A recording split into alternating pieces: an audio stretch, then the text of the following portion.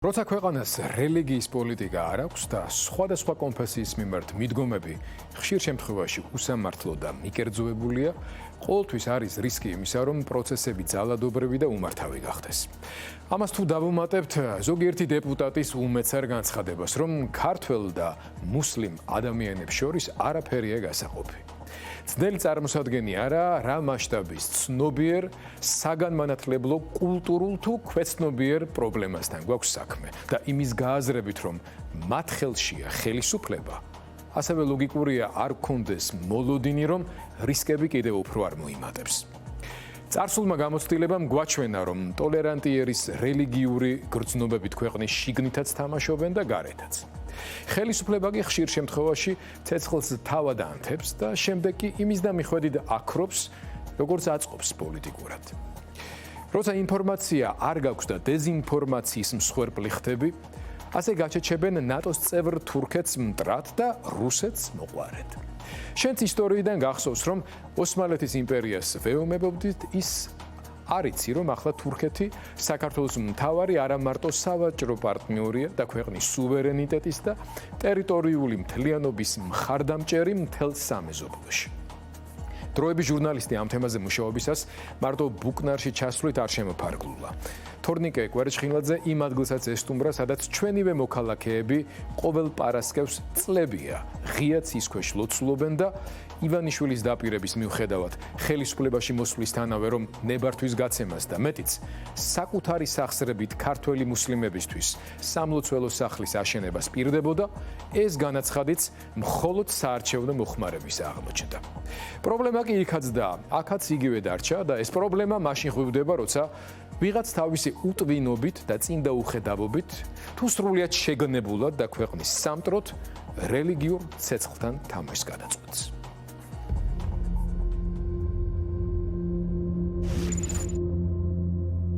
ქართულ მაჰმადიანთა სამლოცველო მეჩეთის აშენებაში მხურვალე მონაწილეობას იღებენ ქართველი ქრისტიანები და მეტადრე მათი სასულიერო მოძღვარი მღვდელი შავის შვილი და სხვანი. პატივი და დიდება მათ მოქმედობას. დიდი სიყვარულითა და მოწიწებით მოვეპყრათ ჩვენი ღვიძლი-ძმების სულიერ საუნჯეს, მათ სიწმიდეს და მათ სალოცავს. ღმერთი ერთია ქვეყანაზე და ეს ერთი ღმერთი არის ყველასათვის. ეს არის ამონარიდი 1915 წლის ქართული პრესიდან.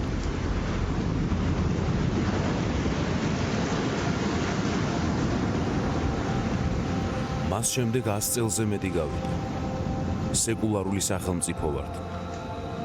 კონსტიტუციაში ჩავწერეთ, რომ ვთანხმდებით აღმსარებლობის თავისუფლებაზე. არ ვჩაგრავთ უმცირესობებს. თითქოს გავმიჯნეთ რელიგია და პოლიტიკა.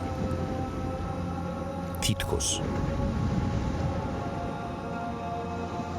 ბათუმში წვიმს. პარასკევის ლოცვის შემდეგ ბევრ მორწმუნე მუსლიმს დაუსველდება ფეხები. კონსტიტუციაში გვიწერია, რომ საქართველოს ყველა მოქალაქის ფეხი მშრალი უნდა იყოს. არა და აქ მეჩეთი უნდა იდგეს. პოლიტიკიდან რომ წავიდა ის ბიძინა ივანიშვილი მუსლიმ თემს პირდებოდა ბათუმში მეჩეთს ჯერ კიდევ 2012-ში. მზად იყო საკუთარი ფულითაც კი აეშენებინა. იცით ფეხსაცმელები რატომ არის ამოდრიალებული? იმიტომ რომ ბათუმის მერია მეჩეთის მშენებლობის ნებართვას არ იძლევა. 2017 წლის შემდეგ დავა სასამართლოშია. ქართველი მუსლიმი კი ისევ წვიმაში.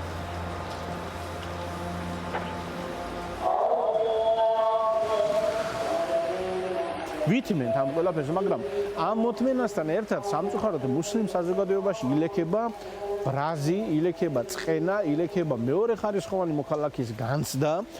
ეს არ არის მხოლოდ მეჩეთის როგორც საკულტო ნაგებობის თემა, ეს არის ჩვენი ქვეყნის დემოკრატიული განვითარების ერთ-ერთი გამოხატულებაც და შესაბამისად ჩვენ ამას შევუწყობთ ხელს აუცილებლად. ვიდრე საზოგადოება არ მიხვდება, რომ მე თქვენ ყველანი ვართ თანასწორი ამ ქვეყანაში და ეს გვიწერია კონსტიტუციაში და რა არის, ხო ჩვენ ხო შევთანხმდით ამაზე. თუ კი ჩვენ არ გვინდა ასე ცხოვრება, ხო მაშინ არ უნდა მიგვეღო კონსტიტუცია, სადაც წერია, რომ ყველა თანასწორია. არ უნდა მიგვეღო კონსტიტუცია, სადაც წერია, რომ ქრისტიანს და მუსლიმს ერთი და იგივე და სხვა კონფესიის მიმდევრებს ერთი და იგივე უფლებები. ხო, რახან ჩვენ ამაზე დავთანხმდით, ახლა ნება ვიბოძოთ და ეს ჩვენი მთავარი დოკუმენტი, კონსტიტუცია დავიცვათ. ბუკნარში წიწვიმა. ამ სახლში ალაჰი უნდა ადიდონ. ახლა აქ სიცარიელია. ვინც უნდა ილოცოს, ის ჩოხატაურშია მერიის წინ, სხვადასხვა კუთხიდან ჩამოსულ ქართველ მუსლიმებთან ერთად. ასეთ გზას რომ მიხავს ბუკნარელი ტაძრამდეც და მეჩეთამდეც, მარტივი მისახვედრია, რომ პრობლემა აღმსარებლობა კი არა, ხელისუფლებაა. ადგილობრივ მუსლიმებსაც და მართლმადიდებლებსაც დღემდე ერთმანეთის სიყვარული ათმობდათ და არა გაზი, რომელიც ბუკნარში არ აქვს. უბრალოდ გვინდა რომ ჩვენ და მშვიდად მწყნარად იქ ვიყოთ და ვილოცოთ და ეს ხალხი გვეუბნება რომ ჩვენო ბუკნარლებს არ გვინდაო და ვერ ილოცებთ აქო. ანუ მეჩეთი ვერ გექნებათ ბუკნარშიო და ვერ ხვდები რატო. ამ პასუხს ვერავინ ვერ გვცემს რომ რატო. ხო, თურქეთიდან ფინანსდება და მაგიტომ არ ვაძლევთ უფლებასო. ეს იქ ვიღაცა ეთყობა ცოტა ჭკვიანმა მოიფიქრა, რომ ეს მიზეზი გაჟღერდეს და ხალხი ამას დაეწინააღმდეგება და აკყვება. მარტივი მისახვედრია, რომ ბუკნარში ვიღაცამ თემა შემოაგდო და სოფელი წაირია ჟარგონისთვის ბოდიში. ვის ინტერესებშია პერიოდულად რელიგიური თემით სპეკულირება. ბუკნარში პასუხობენ, რომ მესამე ძალის. ირიბად მიანიშნებენ თურქეთზე და არა რუსეთზე. როგორც ასეთ რელიგიურ ნიადაგზე მე 22 წელია აქ ვარ და ჩემ დროს არ ყოფილა, არ ვიცი. კითხვა გიჩნდება, რატომ ხდება თქვენი ამბავი? კითხვა მიჩნდება კი არა, ამ კითხვას რო ვსვავთ და ვერ ვსვავთ წესიერად, ყველაფერი მოგვიყვანა აქამდე. ჯერჯერობით ისევ მუშაობს კრემლის პოლიტიკა. მოსკოვმა პატრიოტთა ალიანსის ძალისხმევით მოსახლეობის ნაწილს ტყუილი დააჯერა, რომ თითქოს ყარსის ხელშეკრულებას ვადა გასდის და რომ გურია აჭარას თურქეთი შეიერთებს. ეს არის ტყუილი. რეალურად ყარსის ხელშეკრულებაზე ძალიან ხშირად არის საუბარი სწორედ რუსული პროპაგანდიდან გამომდინარე. რეალურად არავითარი ხელშეკრულებას ვადა არ არის ჩაწერილი მასში და შესაბამისად მას ვადა ვერ გაუვა, ფიზიკურად არ არის ეს ნახსენები. თურქეთი არის ერთადერთი ქვეყანა, ვისთანაც საქართველოს აქვს მხოლოდ პოზიტიური, როგორც სავაჭრო, ასევე დიპლომატიური ურთიერთობები. თურქეთი არის საქართველოს ყველაზე დიდი მხარდაჭერი ნატოში და ზუსტად ამიტომ რუსეთი იყენებს ამ საკითხს თურქეთის იმიჯის დისკრედიტაციისთვის საქართველოში. სწორედ რუსეთი არის ის ქვეყანა, რომელსაც რეალურად ქვეყანაში სიტუაციის არევა აწყობს და ამ არეულ წყალში თევზის დაჭერის დიდოსტატი სწორედ რუსეთი არის. თურქეთს ხედავს როგორც დასავლეთის წარმომადგენელს და როგორც მის კონკურენტს ამ ქვეყანაში. შესაბამისად, საქართველოში სპეციფიურად პრორუსული პროპაგანდა და ჩვენ პატრიოტთა ალიანსის პირობებში ამას ხედავთ, მიმართული ანტითურქული ნარატივით, რომელიც არის ზუსტად ეს სულელური რაღაცა. This is idiotic to even think about that Turkey, Republic of Turkey, can contest Georgian territorial integrity and sovereignty is idiotic. The words by the President of Turkey, His Excellency Recep Tayyip Erdogan, he said this from the United Nations. He went out and the General Assembly meeting and he said, we support territorial integrity and sovereignty of Georgia. ნიგზიანი, წინწყარო, სამთაწყარო, ჭელა, ქობულეთი, მოხე და ახლა უკვე ბუკნარი შეემატა იმ წერტილებს, სადაც რელიგიურ ნიადაგზე ხანძრის კერები გაჩნდა და ჩააქრეს.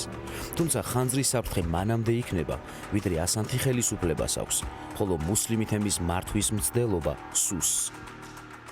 ძალიან ცუდი ფაქტი მოხდა, არასრულწლოვან, მე-12 კლასეს და არა 12 წლისას. მე-12 კლასეს დაზიანდა, დაზიანებულია ის, რაც არის ძალიან სამწუხარო, იმიტომ რომ ჩვენ მათ მშობლებთან, ის ბავშვის, ჩემი შვილი სკოლაში დადის და მათ მშობლებთან ახლა ურთიერთობა გვაქვს, ჩვენთანაც არის ის ბიჭი ოჯახში მშობელი, მამა დაზარალების ნამყოფი და ცუდი მოხდა, რაც მოხდა, მაგრამ ის რომ სადღაც დავხდნენ და ქვა ჩაარტყეს თავში ეგრე არ ყოფილა. არავინ არ უშლის არავის ლოცვას, არავინ ძალადობს არავისზე. ამას ვიძახით ჩვენ, მაგრამ ეს არ შუქდება არსად. ძალიან გთხოვთ, რომ ჩვენი ხმაც მიაწვდინოთ. იქ, სადაც მართლმადიდებლები და მუსლიმები ერთად თანაცხოვრობენ, მართლმადიდებლები მიიჩნევენ, რომ მუსლიმებს არ უნდა ჰქონდეთ იმდენივე უფლება, რამდენიც მათ. ყველგან, სადაც რელიგიურ ნიადაგზე დაპირისპირება მოხდა, მიზეზი ძირითადად უთანასწორობა იყო.